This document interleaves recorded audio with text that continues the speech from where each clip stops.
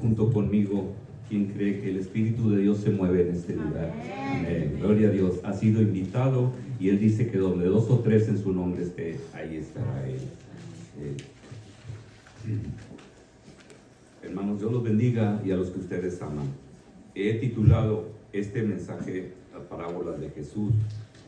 Honraremos a aquel que abrió en parábola su boca. Mateo 13:35. Dice, para que se cumpliese lo dicho por el profeta cuando dijo, abriré en palabras mi parábolas mi boca, declararé cosas escondidas desde la fundación del mundo. Salmo 78:2. Antes de avanzar, qué bueno que Dios me escuchó. Yo dije, pues qué gusto que la iglesia quiero que esté llena y sobre todo que venga la comadre nuestra hermana Nedelia. Ella siempre me ha pedido que empiece a abordar sin leer algunos temas. Y creo que hoy que me iba a ensayar, dije, pues a lo mejor no va a estar. Qué bueno, gracias a Dios que pudo venir, que le dio salud y disposición, y aquí está también. Y gracias por la presencia de todos ustedes. Otras secciones de la Biblia nos dan teología elevada. Algunas nos hacen responder con gratitud a Dios, pero las parábolas van más allá de las simples palabras y nos hacen preguntar si efectivamente se ha producido algún cambio en nuestra vida. ¿No es eso lo que debiéramos esperar, puesto que las parábolas vienen de la boca de Jesús? Hermanos, Él mejor que nadie podía penetrar las fachadas y llegar a la realidad. Dice una evangelista, una de mis hijas ha estado cantando una canción de Jesús que dice, Jesús era un hombre que contaba cuentos. La primera vez que oí ese verso me pareció un poco burlón, como lo son tantas canciones cristianas contemporáneas, pero al meditarlo me di cuenta de que contiene una verdad real. Aunque Jesús era mucho más que un narrador de cuentos, como mínimo era eso. Y como resultado la gente de su tiempo se apiñaba en torno a él y lo escuchaba de buena gana. Es en Marcos 12:37.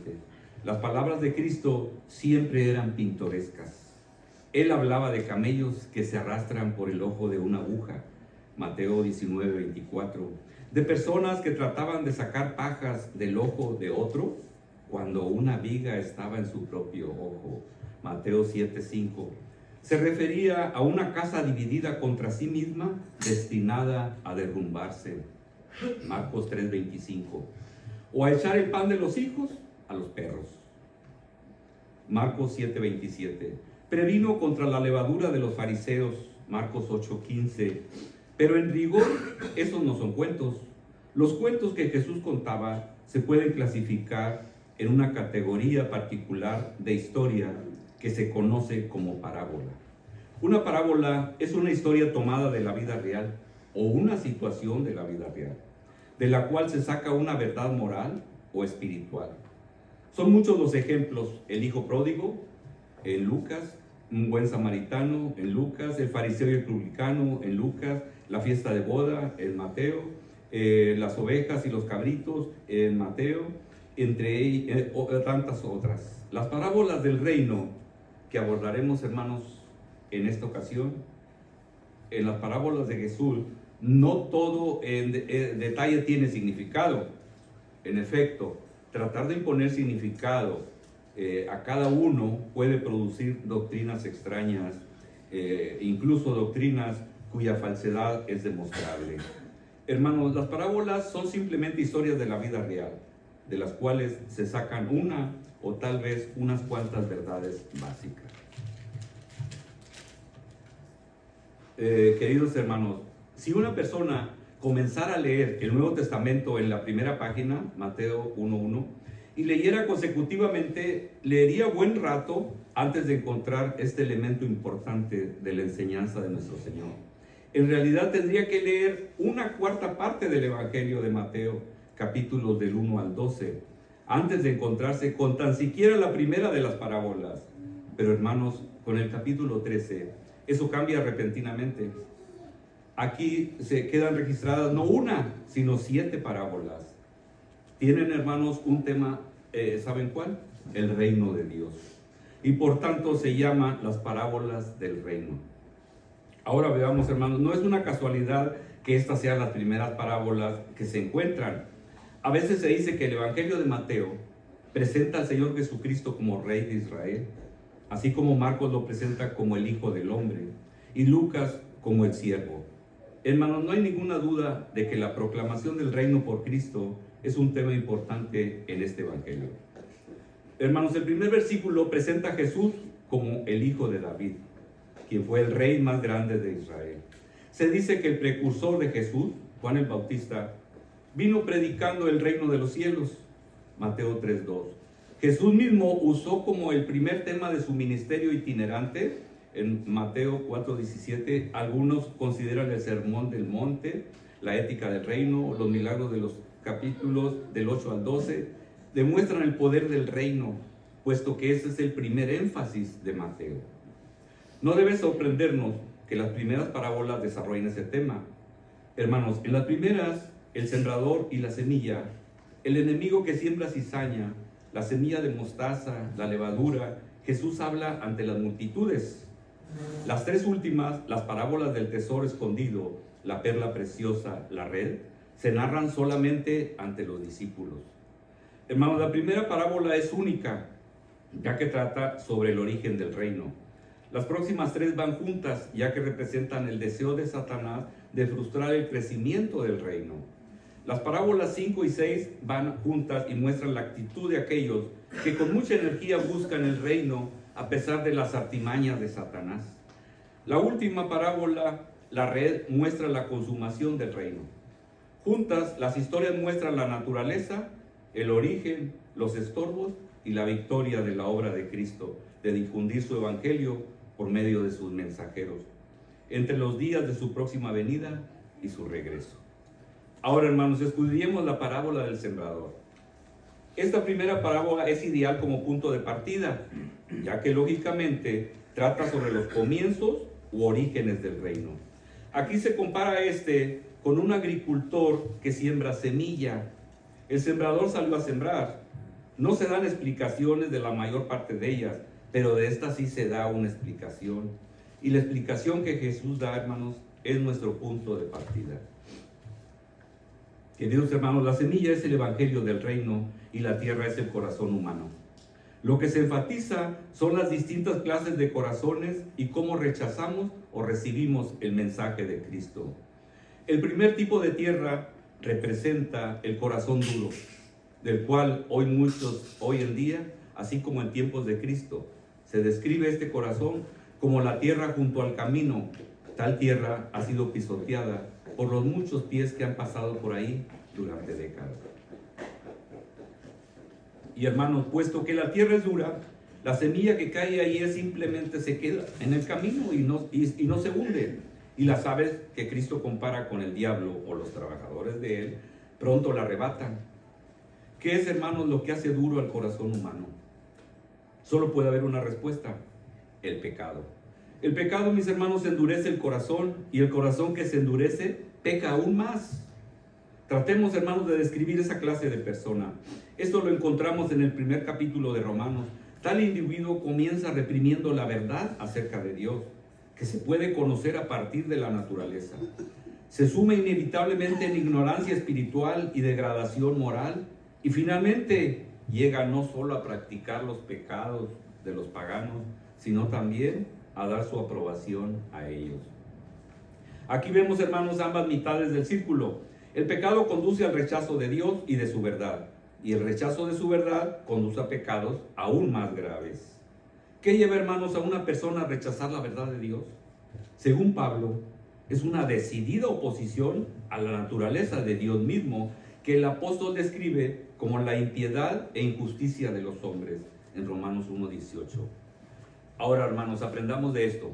Prácticamente todos los atributos de Dios, ya sea la soberanía, la santidad, la omnisciencia, la inmutabilidad o incluso el amor divino, son ofensivos al hombre natural si se entienden de manera correcta. Por lo tanto, en vez de arrepentirse del pecado y buscar misericordia, volviéndose a un Dios que es totalmente soberano, santo, sabio e inmutable, los hombres y las mujeres reprimen el convencimiento que tienen y se niegan a buscar ese conocimiento adicional que podría constituir la salvación de sus almas. Este evangelista nos comenta: hace poco escuché una conversación entre dos mujeres. ¿Por qué está nuestro país en una condición moral decadente hoy día? Su amiga contestó: porque la gente ama el pecado. No se me ocurre nada más profundo que eso. Ese es el mensaje de Romanos 1. En pocas palabras, la gente ama el pecado endurece el corazón. Por tanto, no quieren recibir el evangelio del reino de Dios cuando se les predica. Hermanos, conozcamos toda la verdad. La oposición del corazón no regenerado a la soberanía de Dios es particularmente evidente en estas parábolas del reino, porque reino significa dominio, y el dominio es igual a la soberanía. Cuando Jesús vino predicando el reino de Dios, vino predicando el derecho de Dios de reinar sobre la mente y el corazón de todas las personas. Pero eso es precisamente lo que no quería la gente. Adán no lo quería. Él tenía gran libertad, pero le ofendía la restricción irrazonable y arbitraria, según a su criterio, de Dios en el caso del árbol del conocimiento del bien y del mal. Si Dios ejercía su soberanía en ese punto, Adán se rebelaría, y lo hizo. Así cayó, llevando consigo a toda la raza humana. Ese espíritu de rebelión contra el soberano Dios se desarrolla en la historia, hasta que por fin el Señor Jesucristo mismo viene a la tierra. ¿Y la reacción de su pueblo cuál es? No queremos que este reine sobre nosotros. Así es también hoy día. Esa es probablemente la mayor razón del rechazo del evangelio de la gracia de Dios en Jesucristo, en este o en cualquier otro tiempo de la historia. Dice el evangelista: oí hablar de un hombre que dijo: creo que Jesús es el Hijo de Dios y que murió por los pecados, pero supongo que simplemente no quiero darle mi vida, quiero tomar mis propias decisiones. Pobre de él. Veamos, hermanos, el segundo tipo de tierra representa el corazón superficial. Jesús la describió como tierra que cubre suelo pedregoso. Cuando la semilla caía ahí, se hundía, pero solo hasta una profundidad mínima. Brotaba rápidamente, pero también se marchitaba rápidamente al calor del sol porque no tenía raíces. Después Jesús describió a aquella persona: y el que fue sembrado en pedregales, este es el que oye la palabra y al momento la recibe con gozo, pero no tiene raíz en sí, sino que es de corta duración, pues al venir la aflicción o la persecución por causa de la palabra, luego tropieza. Mucha gente encaja a veces con esa descripción. Los vemos en muchas pujantes iglesias evangélicas. Sus corazones superficiales son atraídos por el gozo y la emoción de una iglesia donde hay mucha actividad. Oyen el evangelio y parecen congeniar con los demás. Muchos hasta hacen una profesión de fe, pero cuando viene alguna dificultad, pérdida de un trabajo, malentendidos con otros cristianos, enfermedad o una relación sentimental frustrada, caen tan bruscamente o fallan como antes parecían abrazar la fe, porque en realidad nunca nacieron de nuevo. Hace poco la prensa publicó sobre la captura de Joseph Paul Franklin. Se le acusaba de serie de fusilamientos en varios estados, en Utah, Pensilvania, Indiana, Ohio, Minnesota y Oklahoma. Y había sido criado en un hogar malo. Había abandonado los estudios a los 17 años y empezó a meterse en líos, por lo que fue detenido varias veces por llevar armas escondidas y por alteración del orden público. Pero luego, como una revista señaló, analizar su vida anterior, se hizo cristiano evangélico, después se volvió nazi y luego miembro del Ku Klux Klan. ¿Por qué se publicó eso? ¿Es que fue un intento más de desacreditar el cristianismo legítimo? Creo que no. Franklin en realidad había pasado por el cristianismo como una etapa en su desarrollo retorcido. La tragedia no es que se informe sobre tal cosa, sino que haya demasiados de la categoría de Franklin dentro de nuestras iglesias. Tenemos, hermanos, que cuidar a nuestros jóvenes, como lo dijo el hermano Julián, para que realmente amen a Jesús y no solo repitan lo que oyen decir a los demás. Evitemos que tengan o construyan un corazón superficial. Evitemos que sean tierra pedregosa. El tercer tipo de tierra representa el corazón ahogado. Ahogado por las cosas. El Señor describe esas cosas como espinos. El que fue sembrado entre espinos, este es el que oye la palabra, pero el afán de este siglo y el engaño de las riquezas ahogan la palabra y se hace infructuosa. Versículo 22. Muchas vidas son ahogadas por las riquezas hoy día. Era cierto incluso en los tiempos de Jesús. Veamos, hermanos, la advertencia del Señor contra la riqueza. Entonces Jesús dijo a sus discípulos: de cierto os digo que difícilmente entrará un rico en el reino de los cielos. Mateo 19, 23. Más fácil es pasar un camello por el ojo de una aguja que entrar un rico en el reino de Dios. Dice en Marcos 10, 25. Mas ay de vosotros ricos, porque ya tenéis vuestro consuelo.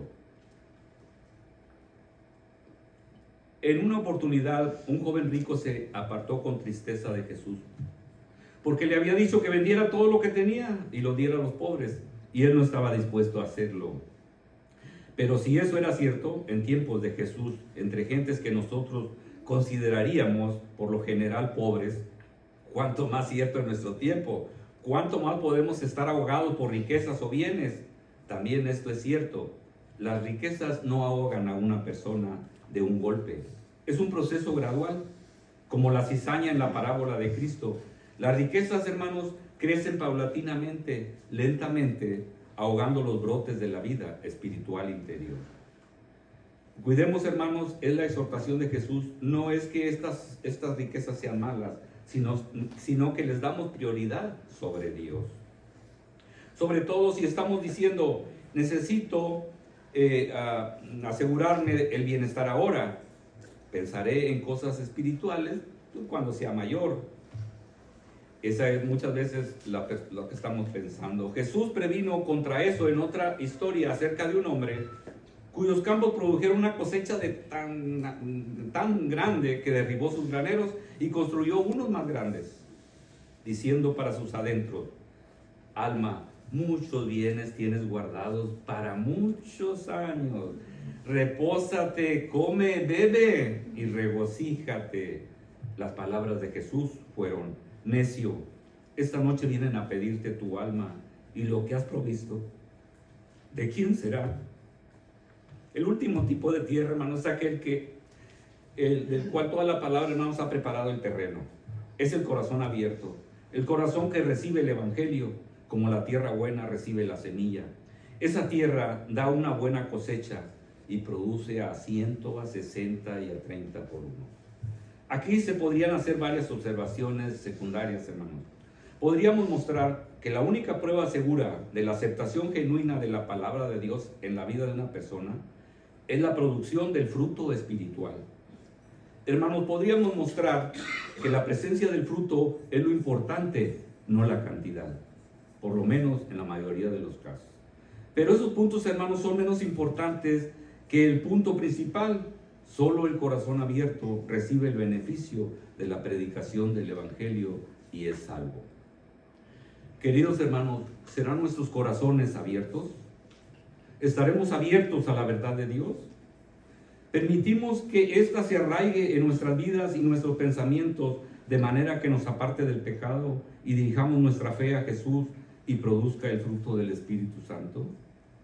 Quizá usted diga: me temo que no, ojalá mi corazón fuera así, pero me temo que es duro o superficial o se ahoga con los bienes de este mundo. ¿Qué puedo hacer? Hermano, la respuesta es que nada. No puede hacer nada, como tampoco la tierra puede cambiar su naturaleza. Pero aunque usted no pueda hacer nada, hay uno que sí puede, el jardinero divino. Él puede aflojar la tierra dura, arrancar las piedras y sacar los espinos. Esa es la esperanza que podemos tener. El jardinero, no usted mismo. Fijémonos, hermanos, en lo que dice por medio del profeta Ezequiel, quien escribió a los duros de corazón en su tiempo: esparciré sobre vosotros agua limpia, y seréis limpiados de todas vuestras inmundicias, y de todos vuestros ídolos os limpiaré. Os daré corazón nuevo, y pondré espíritu nuevo dentro de vosotros, y quitaré de vuestra carne el corazón de piedra, y os daré un corazón de carne. Y pondré dentro de vosotros espíritu, y haré que andéis en mis estatutos, y guardéis mis preceptos, y los pongáis por obra. Ezequiel 36, del 25 al 27.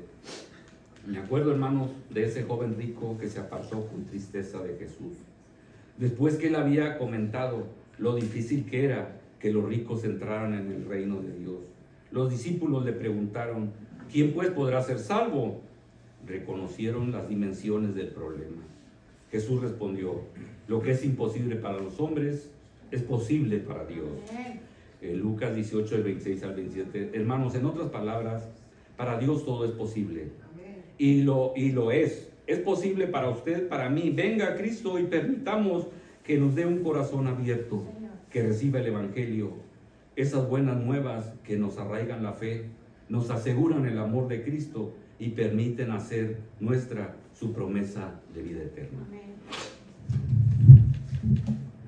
Imaginémonos cómo Jesús hablaba con sus seguidores, con sus fieles, ¿verdad? Es algo muy difícil, hermano. Necesitarías estar conectado a la mente de Dios, ¿verdad? La ciencia nos va ayudando a descubrir cómo trabaja Dios. Después de que nos lo analizan, pues no se me había ocurrido, qué fácil. Cuando uno busca una respuesta en internet, ellos no la tienen ahí, la mandan a la red, a la nube, como dicen, y de allá baja la respuesta. Esto se ha ido comprobando. Cuando nosotros buscamos a Dios, tenemos que ir a la nube. Albert Einstein, el científico, uno de los más grandes que ha habido de la teoría de la relatividad, dijo, en la humanidad, los hombres, pertenecemos a la inteligencia cósmica. No le quería decir Dios porque él era un científico. Pertenecemos a la inteligencia cósmica. Y lo agregaba, Dios no tira los dados. Todo ya Él sabe lo que va a pasar. Y hay una verdad que nos llega ahora con la ciencia y nos confirma lo que es Dios en nuestras vidas. Dicen que cuando el ser humano se une a su mujer y los espermatozoides se unen ahí, entonces se forma un embrión. Y en el momento en que se forma el embrión, como lo han hecho en laboratorio, se hace una chispa, se hace una bola de fuego. En ese momento, como que se conectó algo. Y Dios nos lo dice en Jeremías 1:5. Dice, antes que yo te formara en el vientre, en el seno materno, yo te he conocido. Porque ese es el momento, dicen, cuando te apuntas con Dios allá. Entras en conexión con la nube, entras en conexión con la inteligencia cósmica que es Dios. Él ahora ya tiene tu domicilio, tu correo postal, vas a poder tener comunicación con Él. Esto ya se comprobó, pero todavía ellos no lo explican así como estoy explicando yo, ¿verdad? Ellos lo están explicando lo que es la ciencia, pero están encontrando que ahí se abre un portal de comunicación con Dios. Y lo encontraron con los savants, que son unas personas que están directas, como dicen, no tienen filtros. Hermanos, todos nosotros tenemos filtro. Hasta ahí Dios nos permite, pero estas personas tuvieron un accidente, tuvieron un problema, una enfermedad, un golpe fuerte en la cabeza y se les desbloqueó. ¿Y qué sucedió? Quedaron directos, conectados allá. Y es un savant, uno de ellos que es como un genio matemático, pero sin ser genio, ¿verdad? Le preguntan, ¿cuánto es 26 por 26 por 26 por 26? 26 veces. Dime la respuesta. Y se queda más pensando un ratito y dice, tal. Hermanos, no existe en el mundo una mente que pueda hacer esa operación, y menos dártela así. ¿Qué sucede? Él va a esa inteligencia infinita, ¿verdad?, poderosísima que es Dios, está conectado directo y le da la respuesta y te la da así. Y la checan ellos, acá se tardan bastante, ¿verdad?, para encontrar esa respuesta y se dan cuenta que es la que Él dijo. Entonces, no crean que el enseñar un reino nuevo es algo fácil. Ahí vemos las cosas que padeció Jesús. Dice que después de la Segunda Guerra Mundial, y aquí una de las historias, pues le digo, bueno, Jesús las platicaba, tenía mucha gracia, tenía muchas cosas. Yo voy a platicar 3 historias rapidito, ¿verdad?, entrelazadas. Dice que cuando acabó la Primera Guerra Mundial, el hombre quedó devastado. Casas destruidas, negocios, fábricas. Quedó otra vez en el principio, como en las cavernas. A mendigar, buscar, corretear un pedazo de pan, a ver de qué, algo, agua limpia por ahí. Entonces, cuando eso sucede, todos los humanos estamos buscando una solución, estamos buscando un reino especial. Y hay un alemán que se vino a una de las Islas Galápagos, ¿verdad? Y ahí está, Floriana se llama la isla, véanlo, se llama la película que más o menos nos hizo representar esto, se llama Edén. Edén porque es como un paraíso, ¿verdad? Él dijo, Y fue algo muy especial. Se vino a esa isla con bueno, no era su esposa, era su novia, aunque él decía mi esposa, y vivían ahí, y les mandaba cartas, pasaban los barcos, y él puso un palo ahí y un barril, y ahí ponían las cartas para mandárselas a la civilización, ¿verdad? Porque ahí estaba perdido. Entonces llegaban las cartas allá y las empezaron a leer. ¡Oh! Un doctor ha encontrado un paraíso, algo nuevo para el hombre. Imaginemos lo que nos dice. Miren, un mundo, un paraíso especial, sin Dios, sin reglas, dame todo lo que queramos. No, pues toda la gente, a ver, ¿qué es eso que descubrió? Y una de las cosas, él no quería tener caries, se arrancó todos los dientes, aunque estaban buenos, y se puso unas placas para no tener caries. Esa persona tiene mucha decisión, y quería venir, se vinieron en barcos, y se vinieron y se estableció otra familia ahí. ¿Y dónde está el doctor? Lo ven en una chocita ahí, toda de palitos, ¿verdad? Y creían que ya tenía un imperio, no. Y creían que él amaba a las personas. No, parte de lo que enseñaba decía, no ames a tus enemigos. No, mejor, mira, deja que se mueran y le quitas lo que tienen, lo que hicieron. Y todo al revés, ¿verdad? Todo.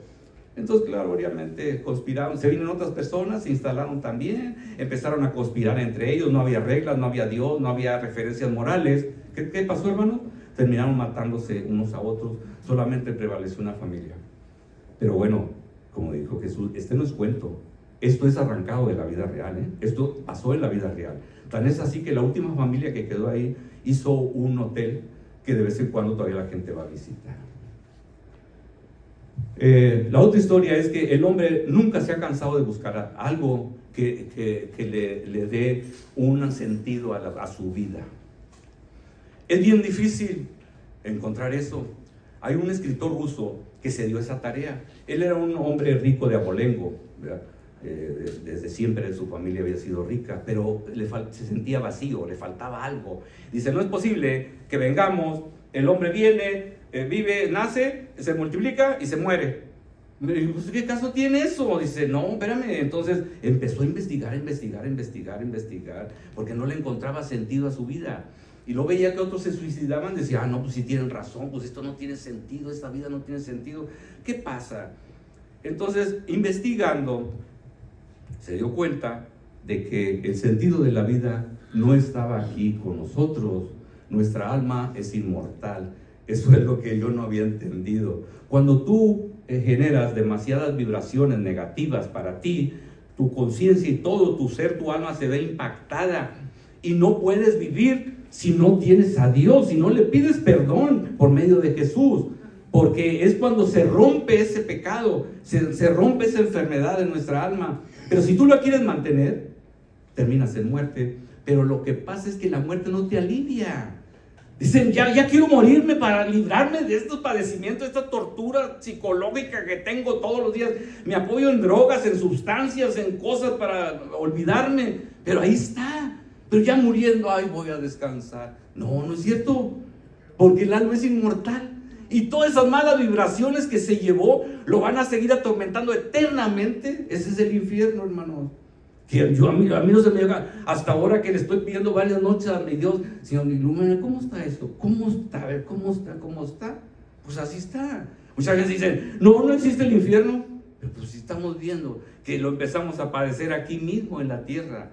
Y todavía nos hacemos duros de corazón y no lo pedimos perdón a Dios para que nos libere de ese tormento. Mejor déjame echarle alguna bebida, déjame echarle alguna droga, con marihuanita se te pasa unos días, hombre, y no le das otro, ¿verdad? Y no, así no funciona, hermano. Entonces esta persona encontró 4 maneras de buscar, estrategias de buscar solución a su conflicto. La primera, la ignorancia. Mejor preferimos olvidarnos de eso y no pensar, porque es muy duro. Él ponía una metáfora, dice, un tigre te va persiguiendo, te va correteando, caes un pozo, te avientas para salvarte del tigre, pero abajo ves un dragón que te está esperando, y en el camino ves un árbol y te pescas del árbol, y ves unas gotitas de miel que están escurriendo de sus hojas, y te pescas a las gotitas de miel. Ahí te olvidas. Dice, esas gotitas de miel son el dinero, son el poder, son el sexo, son el placer. Te quieres olvidar de eso, pero el problema existencial ahí sigue. Entonces, otras personas, es tanta la ansiedad y la preocupación y están tan perdidas, por eso les llamamos almas perdidas, que mejor agarran un arma y se dan un balazo. Se quitan la vida, desgraciadamente. No es que lo esté inventando yo, ustedes lo han escuchado en las noticias. ¿Por qué? Porque era tanto su sufrimiento sin encontrar sentido a la vida. No fuimos capaces de sembrarles el amor de Dios en sus corazones, ¿verdad? ¿Por qué? Porque la ciencia nos ganaba. Pero resulta que la ciencia ahora está trabajando a nuestro favor. Nos está acercando a Dios y nos está diciendo cómo es Dios, cómo trabaja. Ya no espiritualmente nada más, también físicamente. Claro que hay otra historia que nos dice, y la última era lo que les había hecho, buscar por medio de la ciencia y la filosofía el sentido a la vida. Pero como estas tienen límites, tampoco no les solucionaron nada. Y eso que fue un gran filósofo, porque dice la ciencia, hubo una gran explosión, un Big Bang, y se desparramaron pedazos de piedras por todos lados. Y ahí surgió la vida, miren qué nombre, surgió la vida ahí, y ahí estamos nosotros. Qué tristeza, mis hermanos, que fuera así, donde no hay ningún creador, como un reloj se hizo solo. Este reloj se hizo solo, ¿a poco? ¿Cómo se hizo solo? Uno más de repente apareció. ¿Podemos creer eso? Claro que no, hay un creador que lo hizo, un relojero que lo armó. Así como el mundo armó este inmenso reloj perfecto, ese relojero es Dios. Amén. Si no lo creemos, entonces no podemos avanzar. Entonces dijo, qué tristeza sería que fuéramos resultado de un evento cósmico, un fenómeno cósmico y nada más. No termina ahí. Dice que un ángel vino también y dijo, yo quiero ver lo que hace Dios en la tierra. Es la última historia. Y dijo, voy a ir por las calles, caminar, igual que Satanás lo hizo en su tiempo, ¿verdad? Que decía, aquí ando rodeando la tierra.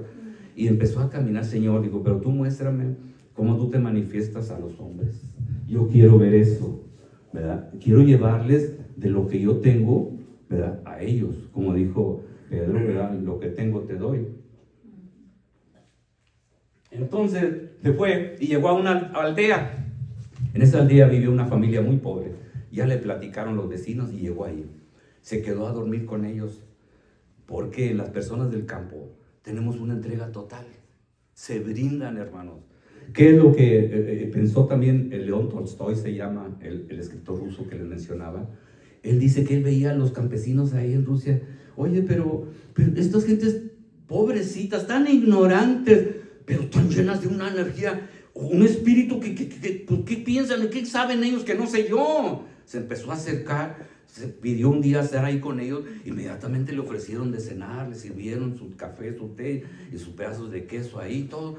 Dijo, oye, espérate, pero yo soy el que les debo de compartir, porque yo soy el del dinero, y ellos están tan humildes que me están dando lo poco que tienen. ¿Por qué? ¿Cómo es eso? Y ellos felices en que les brillaba la mirada, porque se estaban brindando con otro ser humano, le estaban ofreciendo de lo que tenían. Es que dijeron, pues nosotros tenemos fe, dijo, que hay un Dios, y ese Dios nos provee, y nos da para compartir también. Y Él quiere que compartamos su compasión con los demás. Entonces ahí entendió él que el propósito de la vida era tener fe. Y tener fe es la creencia en un ser más poderoso que nosotros. Porque nosotros igual que nosotros, no, ya se ha visto muchos ejemplos que hemos seguido a un personaje, a otro y ha terminado en pura destrucción. No, a un ser más poderoso que nosotros. Entonces el ángel llega a la casa, inmediatamente te lo arropan y aquí está como la viuda de Sarepta, ¿verdad? Su camita para que duerma, su mesita en la noche y todo, su cena para que descanse y pues que Dios lo bendiga, ¿verdad?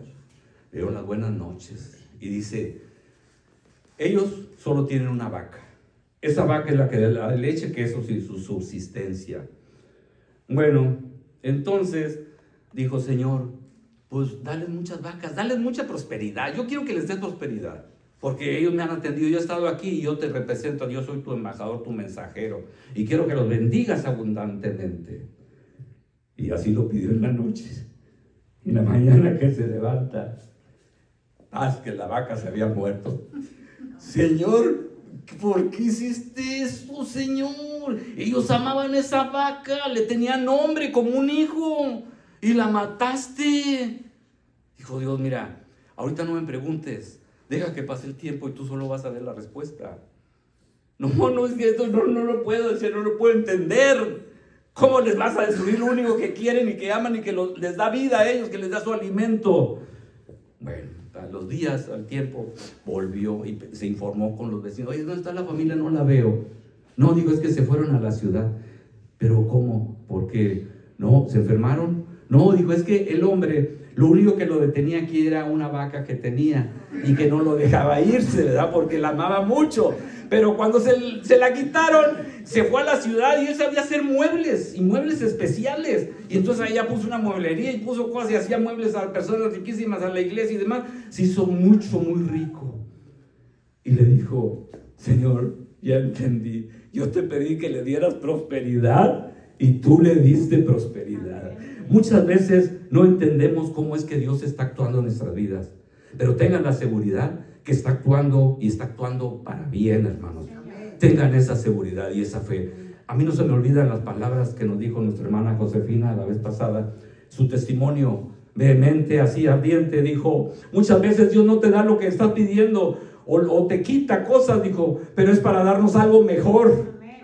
Gran verdad, hermanos. Y qué bueno que Dios se siente complacido que repitamos todo lo que tiene para nosotros con convicción, porque no vamos a convencernos de las cosas que vemos, sino de las que no vemos. Jesús vino a preparar un reino igual que ese doctor.